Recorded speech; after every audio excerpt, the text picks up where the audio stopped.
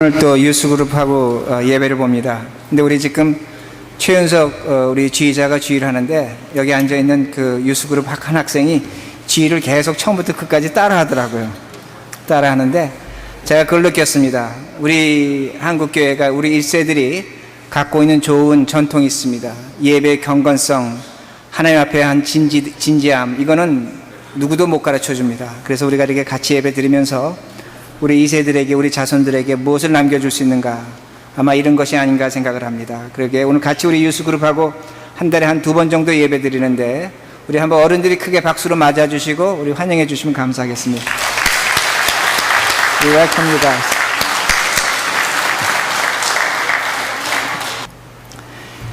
네, 오늘 말씀의 제목은 하나님이 계시는 집입니다. 하나님이 계시는 집이라는 것으로 말씀을 전하겠습니다. 이 세상의 모든 것, 생명체가 되는 것에는 공통점이 한 가지가 있습니다. 그것은 바로 집을 갖고 있습니다. 동물이나 사람이나 살아있는 것은 어느 것 하나, 모든 것 하나 다 집을 갖고 있다는 말씀이 됩니다. 엄마가 아기를 임신합니다. 그 아기도 집이 있습니다. 태아도 집이 있습니다. 엄마의 뱃속 자궁이라는 집을 갖고 있습니다. 살아있는 생명체는 집을 갖고 있습니다. 집이라는 것은 외부의 어려움을 우리를 보호해 줍니다. 우리의 재산과 우리의 생명을 지켜줍니다. 집이라는 건 가족이 함께 모여서 사랑을 나누고 애정을 나누고 서로 신뢰관계를 쌓아가는 것입니다. 집이라는 것은 세상 바깥에서 살다가 아픔과 어려움을 당하면 그걸 집에 갖고 와서 가족끼리 나누고 풀고 위로받는 것이 집이 됩니다. 집은 사람의 생명이 태어나는 것입니다. 그리고 그 생명의 마지막으로 머물다가 하는 것, 그것이 우리의 집이란 말씀이 됩니다. 그러기에 우리들이 하나님을 믿는 사람으로서 한번 질문해 봐야 됩니다. 하나님의 집은 어디 있는가입니다. 하나님의 집은 어디 있는가, 그 질문을 해봐야 됩니다. 어떤 분들은 하나님이 저 높은 하늘에 계시기에 하나님의 집이 하늘에 있다고 그렇게 말합니다. 우리들이 하늘에 계신 우리 아버지 그렇게 하기에 하나님의 집은 하늘에 있다고 그렇게 말합니다. 어떤 분은 하나님이 무소부재하시기에 이 세상 어느 곳에 계시기에 하나님이 삼라만상 모든 곳에 계신다고 그렇게 말하기도 합니다. 하나님이 이 우주에 계신다고 그렇게 말하기도 합니다. 그러나 제가 좀 전에 말씀드린 것처럼 하나님은 살아계십니다. 하나님은 살아계신 분에게 집이 있다는 말씀이 됩니다. 여러분은 하나님의 집이 어딘지 알고 계시는가입니다. 모든 생명체가 집이 있다면 살아계신 우리 하나님도 집을 갖고 있다는 말씀이 됩니다. 오늘 성경 본문은 우리에게 하나님의 집이 어디 있는지를 우리에게 분명히 가르쳐주고 있습니다. 오늘 성경 본문 여러분이 잘 아시는 것처럼 배경을 너무나 잘 알고 계십니다. 우리 주님이 6월절에 예루살렘 성으로 올라가셨습니다. 성에 올라가셔서 성전에 들어가시다가 그 성전 앞에서 장사하는 사람들을 만나셨습니다. 그걸 보시고 주님께서 분노하셨습니다. 내 아버지의 집을 장사하는 집으로 만들지 말라는 것입니다. 그리고 장사하는 사람들을 내어 쫓았습니다. 우리 많은 경우에 이것을 성전 청결이라고 그렇게 말합니다. 여러분이 갖고 계시는 성경에도 보면 성전을 정결케 하시다, 그렇게 소제목을 달아놨습니다. 물론 맞습니다.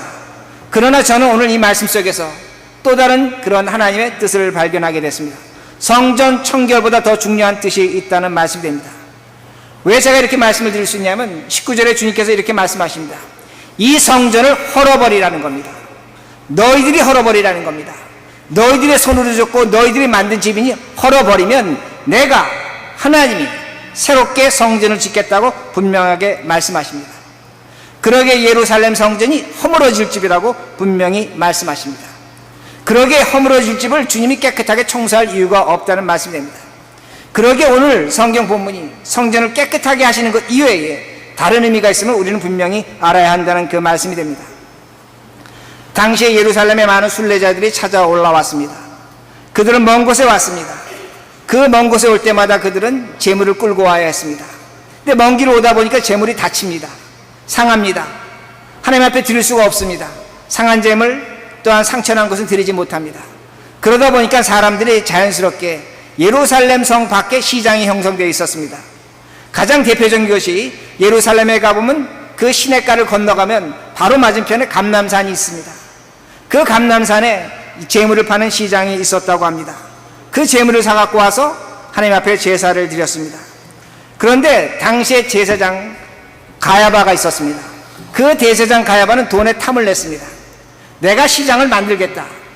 그래서 그가 처음으로 예루살렘 성 안에 성전 앞에 공터가 있었습니다. 그 빈 공터에 시장을 만들었습니다. 그것이 오늘 본문의 시장이라는 말씀이 됩니다. 근데 그 공터는 누구의 터냐면 이방인의 뜰이었습니다. 이방인들이 오는 곳이었습니다. 이방인들이 하나님을 만나면 그곳까지 와서 하나님께 기도하고 돌아가던 장소였다는 그 말씀이 됩니다. 그 장소가, 그 이방인의 공터가 바로 시장이 됐다는 말씀이 됩니다. 그러면 이방인의 뜰을 지납니다. 그러면 성전이 있습니다. 성전 문을 열고 들어가면 유대인의 여인들이 들어갈 수 있는 뜰이 있습니다. 유대인 여자들이 들어갑니다. 그리고 문 하나를 더 열고 들어가면 유대인의 남자들이 거기까지 들어갈 수 있습니다. 그리고 문 하나 더 열고 들어가면 거기에 바로 제사장들이 제사 드리는 장소였다는 그 말씀이 됩니다. 그러므로 제가 지금까지 말씀드린 것 중에 여러분이 한 가지를 기억하셔야 됩니다. 이방인의 뜰은 성전이 아닙니다. 성전터가 아니라는 겁니다. 그 가장 정확한 이유가 무엇이냐면 예루살렘 성벽에 라틴어하고 그리거하고 히브리어로 이렇게 써 있습니다. 이 성벽을 넘어오는 이방인들은 죽일 것이다. 죽음을 면치 못한다. 그렇게 했다는 겁니다. 그러니까 이 유대인들이 갖고 있는 성전의 개념은 무엇이었냐면 유대인의 여인과 유대인의 남자와 제사장들이 들어가는 그곳만을 성전으로 여겼다는 그 말씀이 됩니다. 그런데 이방인의 뜰을 시장으로 만들었다는 겁니다. 그러기에 이방인들이 기도할 장소가 없었다는 그 말씀이 됩니다. 그런데 성경에 이런 말씀이 있습니다. 말라기서 1장 10절에서 11절입니다. 말라기서 1장 10절에서 11절 제가 여러분에게 읽어드리겠습니다. 만군의 여호와가 이르노라 너희가 내 제단을 헛되이 불사르지 못하게 하기 위하여 너희 중에 성전 문을 닫을 자가 있었으면 좋겠도다. 내가 너희를 기뻐하지 아니하며 너희가 손으로 드리는 것을 받지도 아니하니라. 만군의 여호와가 이르노라 해 뜨는 곳에부터 해 지는 곳에까지 이방 민족 중에 내 이름이 크게 될 것이라. 각처에서 내 이름을 위하여 분향하며 깨끗한 제물을 드리리니 이는 내 이름이 이방 민족 중에서 크게 될 것임이라. 예수님이 오시기 400년 전에 말라기라는 선지자를 통해서 우리 하나님께서 말씀하신 것입니다. 이제는 유대인들 너희들이 예배를 드리는 것이 중요하지 않다는 겁니다. 이제는 이방인들이 나에게 와서 예배를 드린다는 겁니다. 다른 민족들이 나와서 나에게 제물을 드린다는 겁니다. 하나님께서 유대인들에게 무엇을 보여주면 새로운 성전의 개념을 보여주고 있다는 겁니다. 이방인들이 예배를 드리는 겁니다. 한국 사람이 예배를 드리는 겁니다. 미국 사람이 예배를 드리는 겁니다. 언젠간 온 세계에 있는 이방 민족들이 내 앞에 와서 영광을 돌리며 예배를 드리게 될 것이라고 분명히 말씀하십니다. 이것이 하나님이 갖고 있는 새로운 하나님의 집에 대한 설계도라는 겁니다. 그러기에 하나님께서 말씀하십니다. 너희들이 이 성전을 헐어버렸으면 좋겠다는 겁니다. 이 성전의 문을 닫아버렸으면 좋겠다는 겁니다. 이제는 새로운 성전을 지으려고 하는데 너희들이 갖고 있는 성전 때문에 내가 새 집을 짓지 못한다고 그렇게 분명하게 말씀하고 있습니다. 너희들이 지었던 솔로몬의 성전의 문을 닫아야 된다고 그렇게 말씀하고 계십니다.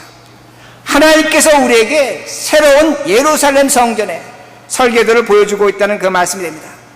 그런데 400년이 지난 후에 유대인들은 그 이방의 뜰을 무엇으로 만들면 시장터로 만들었다는 겁니다.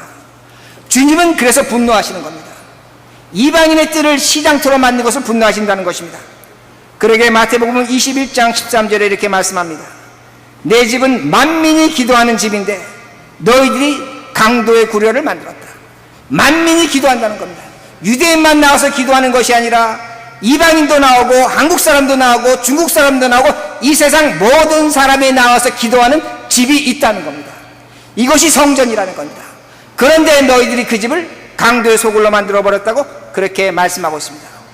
오늘 본문은 뭐라고 말씀하고 있냐면 너희들이 내 아버지의 집을 장사하는 곳으로 만들어버렸다고 그렇게 말씀합니다.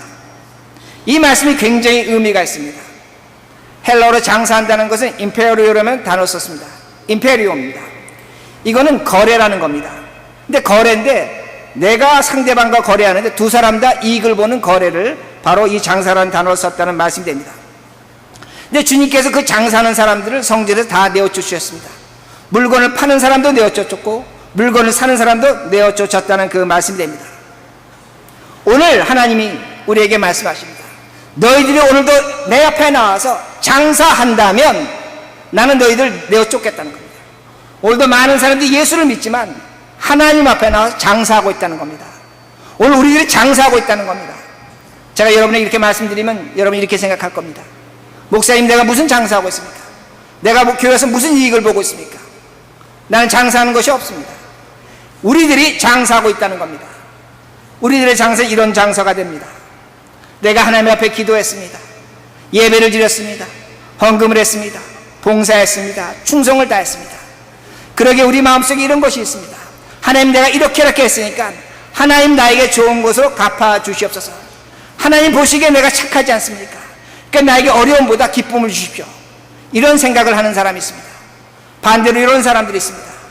내가 기도하지 못했습니다. 주의를 제대로 지키지 못했습니다. 교회에서 봉사하지도 못했습니다. 신앙생활이 게을렀습니다. 내가 생각해도 한심합니다. 그러니까 마음속에 이런 생각을 합니다. 하나님이 주시는 벌이 드렸습니다. 내가 하나님 앞에 잘못하면 벌 받겠다, 그런 생각합니다. 내 행동을 보고 내 삶을 보니까 내가 하나님 앞에 잘못했다는 겁니다. 그러게 하나님을 두려워하는 그 모습이 있다는 겁니다. 이것이 장사하는 것입니다. 이것이 장사하는 겁니다. 오늘날 너무나 많은 신도들이 이런 자세로 신앙생활하고 있다는 말씀이 됩니다. 이것은 율법의 신앙입니다. 율법은 다른 것이 아닙니다. 내가 잘하면 상이 있습니다. 내가 못하면 벌이 있습니다. 하나님 앞에서 내가 상과 벌을 받는 존재로 그렇게 이해하는 것, 이것이 오늘날 장사하는 신앙의 모습이라는 말씀이 됩니다. 오늘도 우리들이 그 마음으로 이 앞에 나왔다면 우리 하나님 채찍을 들고 여러분을 쫓아내십니다. 필요 없다는 겁니다. 우리 하나님은 여러분을 받아주시는 것이 단 한 가지입니다. 예수 그리스도의 십자가의 은혜입니다. 예수 그리스도의 십자가의 은혜는 우리를 보는 것이 아닙니다. 내가 잘났건 내가 상을 받을지 됐건 벌 받을지 됐건 십자가 앞에 서면 그것은 다 사라지는 겁니다. 오로지 하나 예수 그리스도를 보시고 우리를 용납하시는 겁니다. 우리를 받아주시는 겁니다. 이것이 은혜의 사람이란 그 말씀이 됩니다. 그러기에 우리 주님께서 우리에게 채찍을 거두셔야 됩니다. 오늘 여러분이 먼저 하나님의 집을 이해하시려면 다른 것을 이해하시면 안 됩니다. 오늘도 내가 하나님 앞에 나왔지만 부족하지만 약하지만 세상에서 정말 못난 짓을 했지만 남 복귀에 부끄러운 일을 했지만 그리스도로 말미암아 이 자리에 서 있는 겁니다. 그리스도가 나를 사랑하신 겁니다. 죽기까지 사랑하신 그 하나님의 사랑이 우리에게 있기에 오늘 예배를 드릴 수 있다는 말씀이 됩니다. 이것이 우리 주님께서 원하는 신앙이라는 말씀이 됩니다. 이것을 갖고 예배를 드려야 됩니다. 여기서 하나님의 집이 시작된다는 그 말씀이 됩니다. 주님께서 장사하는 사람을 내어 쫓았습니다. 그러자 거기 있던 사람들이 주님께 이렇게 대듭니다. 우리가 여기서 장사하는 고난이 있는데 대제사장 가야바한테 돈을 주었다. 우리가 그 권리금을 갖고 장사한다. 너는 도대체 무슨 고난을 갖고 우리를 내어 쫓느냐. 주님께 시비를 걸었습니다. 주님께서 이렇게 말씀하십니다. 19절에 뭐라고 말씀하시냐면 너희가 이 성전을 헐어버려라. 내가 3일 만에 짓겠다는 겁니다. 너희들이 부셔버리라는 겁니다. 내 손으로는 부시지 못하겠다는 겁니다. 너희들이 부시기만 하면 내가 내 집을 이 자리에서 3일 만에 짓겠다고 그렇게 말씀하십니다. 이 말을 들은 유대인들이 20절에 이렇게 반박합니다. 이 성전은 46년 동안 진 것입니다. 앞으로도 30년을 더 줘야 됩니다. 어떻게 당신이 46년 동안 진 것을 단 3일 만에 다시 세울 수 있겠느냐고 그렇게 반박을 합니다. 근데 여러분 한번 생각해 보시기 바랍니다. 왜 주님이 네 손으로 헐어버리라고 말씀하는 겁니다. 왜 오늘 우리의 성전을 우리 손으로 헐어버리라고 그렇게 말씀하시는가 합니다. 지금까지의 모든 성전은 사람들의 손으로 진 겁니다. 사람들이 벽돌을 쌓고 나무를 갖고 집을 진 것입니다. 이제는 새로운 성전은 그 집이 아니라는 겁니다. 사람의 집이 아니라는 겁니다. 하나님께서 말씀하시는 겁니다. 내 집은 내가 짓겠다는 겁니다. 내 집은 내가 짓고 그 안에 들어가 살겠다고 우리 하나님께서 분명히 그렇게 말씀하십니다. 그 설계도가 이렇게 분명히 21절에 나옵니다. 그러나 예수는 성전된 자기 육체를 가리켜 말씀하신 것이라. 성전이 무엇이냐면 예수 그리스도의 몸이라는 겁니다. 그리스도의 몸이 하나님의 집이라는 겁니다. 이걸 성경이 우리에게 말씀하고 있습니다. 자, 그럼 우리가 질문해 봐야 됩니다. 예수 그리스도의 몸이 성전이라면 그 예수는 하늘에 있지 않은가? 그럼 그 집은 하늘에 있는 것이 아닌가? 그렇게 질문합니다. 그런데 그렇지 않습니다. 그리스도가 십자가에 죽고 부활하심으로 말미암아 우리에게 하나님의 영, 성령을 보내주셨습니다. 우리 모두에게 성령이 있다는 겁니다. 그러게 예배소서 2장 20절에서 22절입니다. 예배소 2장 20절에서 22절 제가 읽습니다. 너희는 사도들과 선지자들을 터 위에 세우심을 입은 자라. 그리스도 예수께서 친히 모퉁이 돌이 되셨느니라. 그의 안에서 건물마다 서로 연결하여 주 안에서 성전이 되어가고 너희도 성령 안에서 하나님의 거하실 초소가 되기 위하여 그리스도 예수 안에서 함께 지어져 가느니라. 성경은 우리에게 말씀하고 있습니다. 하나님의 집이 우리 안에 있다는 겁니다. 내 안에 있다는 겁니다. 하나님이 내 안에 계십니다. 그리스도로 말미암아 성령께서 오늘 내 안에서 하나님의 집을 지어간다고 분명히 말씀하고 있습니다. 여러분 안에 하나님의 집이 있습니다. 여러분 안에 하나님이 계신다는 겁니다. 여러분에게 전혀 감동이 없습니다. 하나님이 저 하늘에 계신다고 생각했습니다. 하나님은 우주 만물에 계신다고 생각했습니다. 지금 제가 여러분에게 뭐라고 말씀드렸냐면 하나님이 여러분 안에 계십니다 말씀을 드렸습니다. 기쁨이 없습니다. 하나님이 내 안에 계신데 도대체 나와 무슨 상관인가? 이 일이 나에게 무엇이 중요한가? 우린 전혀 감동이 없습니다. 전혀 기쁘지 않습니다. 왜 그런가입니다. 하나님의 집이 내 안에 있다는데 기쁘지 않다는 그 말씀이 됩니다. 이것이 오늘날 이 시대를 살아가는 예수 믿는 자들의 고민이란 그 말씀이 됩니다. 왜 그런가? 제가 이유를 이렇게 말씀드리겠습니다. 하나님의 집이 내 안에 있습니다. 성령이 내 안에 계십니다. 그러나 하나님이 내 안에 살아계시는 것 같지가 않다는 것입니다. 하나님이 정말로 내 안에 있다면 나는 죄 짓지 않을 것 같습니다. 깨끗하고 거룩하게 살 것 같습니다. 참되게 살 것 같습니다. 그런데 하나님이 내 안에 있다고 함에도 불구하고 나에게 거짓이 있고 더러움이 있고 배신이 있다는 말씀이 됩니다. 내가 더럽다는 말씀이 됩니다. 그리고 하나님이 내 안에 있다면 내가 왜 오늘 이렇게 망해야 되는가? 내가 하나님이 내 안에 있다면 다른 사람보다 좀 잘 돼야 되지 않겠는가? 하나님은 사랑의 하나님이라고 하는데 오늘 왜 나를 이렇게 힘들게 하시는가? 왜 나에게 도움을 주시지 않는가? 그러게 많은 사람들이 하나님이 내 안에 있다는 것을 믿지 못한다는 말씀이 됩니다. 하나님의 집이 있다는 걸 의심한다는 그 말씀이 됩니다.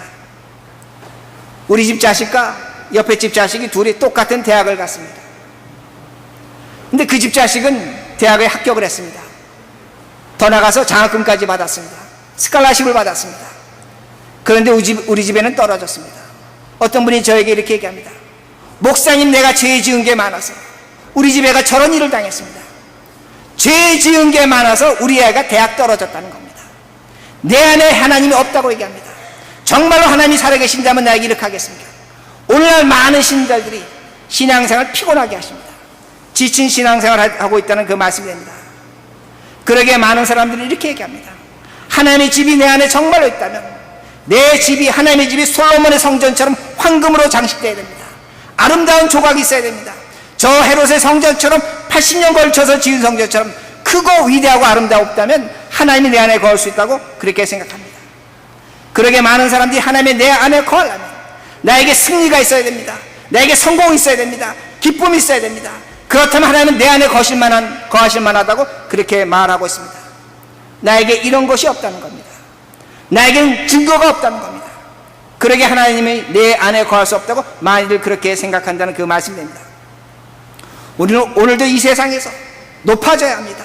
많이 가져야 됩니다. 승리해야 됩니다. 성공해야 됩니다. 이것이 하나님의 집의 조건으로 그렇게 생각한다는 그 말씀입니다. 하나님은 분명히 말씀하십니다. 인간으로 지은 것은 필요 없다는 겁니다.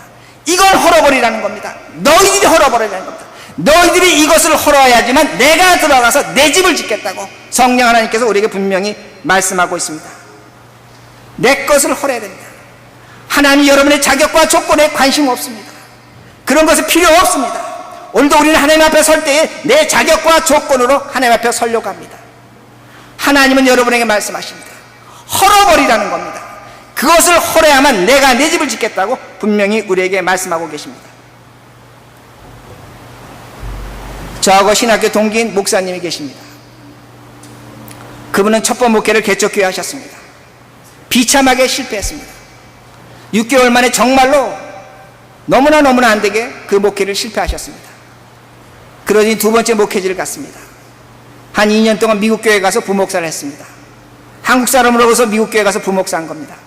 엄청난 구박을 받았습니다. 정말로 고통스러운 목회를 했습니다.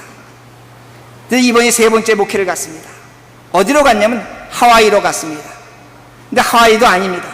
하와이에서도 비행기를 타고 1시간간의 힐로라는 섬으로 갔습니다. 그 섬에 가서 미국 교회에 가서 목회를 하고 있습니다. 그분이 저에게 이렇게 얘기합니다. 이 목사, 나는 목회에 실패한 목사야. 그러게 하나님께서 나를 귀양 보냈어. 아무도 가지 않는 하와이에서 비행기 타고 1시간 가는 섬으로 나는 목회하러 가. 그분이 저에게 그렇게 말씀하셨습니다. 가끔가다 저에게 전화를 겁니다. 며칠 전에도 저에게 전화를 거셨습니다. 그러게 제가 그 목사님에게 물어봤습니다. 목사님, 목회가 어때요? 그분이 목회 어려움을 이렇게 저렇게 얘기합니다. 그러면서 그분이 저에게 이런 말을 합니다. 자신의 실패가 자신이 정말로 싫었다고 합니다. 그 실패를 생각하면 잠을 못 잤다고 합니다. 그런데 그는 그 실패에서 오늘날 이렇게 얘기합니다. 하나님의 은혜를 배웠다는 겁니다. 자신을 못살게 구고 자신을 모함하고 자신에게 정말로 돌을 던진 사람들을 정말로 미웠다고 합니다. 근데 시간이 지나다 보니까 그 사람들로 인해서 자기가 변했다는 겁니다. 자기의 마음이 변했다는 겁니다. 자기가 이해심이 생겼다는 겁니다. 더 나아가서 그는 이렇게 얘기합니다. 목사님, 내 그 실패를 생각하면 괴로워. 그렇지만 그 실패가 이제는 내 인생의 약이 됐어. 나는 그 실패에 감사해. 그렇게 얘기를 하더라는 그 말씀이 됩니다. 오늘 이것이 하나님입니다. 이것이 하나님의 집을 갖고 있는 사람이라는 겁니다. 오늘도 하나님은 여러분들이 어떠한 존재가 되는 것에 전혀 관심이 없습니다. 부자가 되든 가난하든 병들든 병들지 않든 하나님은 거기에 관심을 두지 않는다는 것입니다. 오늘 우리의 모습이 어떤 모습으로 변해가는가에 대해서 하나님은 관심이 있으십니다. 내 안에 예수 그리스도의 모습이 있는가 합니다. 십자가의 모습이 있는가 합니다. 예수 그리스도는 십자가에서 조롱당하셨습니다.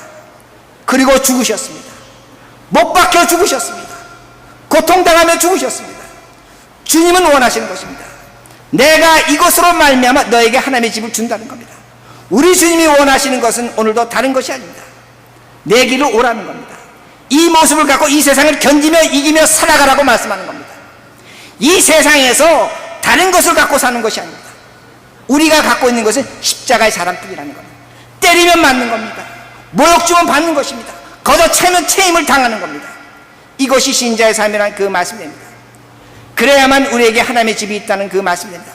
인간의 것을 허물어 버려야 됩니다. 그래야지만 하나님이 하나님의 집을 짓는다는 그 말씀입니다. 그 집에 가보시기 바랍니다. 여러분 안에 있습니다. 오늘 내가 실패했습니다. 그 집에 가면 실패자를 그대로 받아주십니다. 실패했다고 책망하지 않는다는 그 말씀입니다.